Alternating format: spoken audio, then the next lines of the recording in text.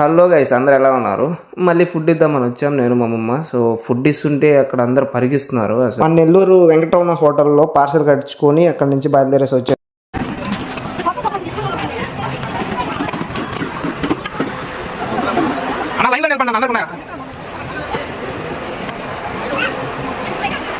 ఇక్కడ కనిపిస్తున్న పెద్ద ఆయన అడిగాను, డైలీ ఫుడ్ మీరు ఎలా చేస్తున్నారని అడిగితే ఆయన చెప్పిన సమాధానం మార్నింగ్ పూట అసలు ఫుడ్ అయితే తిండంట, ఓన్లీ ఆఫ్టర్నూన్ తింటాడంట. అది కూడా ఎవరైనా ఇట్లా ఇస్తే తింటాడంట, లేదంటే ఆయన ఏరుకున్న కాగితాలు లేకపోతే బాటిల్స్ అవి తీసుకెళ్ళి అమ్ముకొని వాటి వచ్చిందో ఎక్కడికైనా హోటల్కి వెళ్ళి తింటాడంట.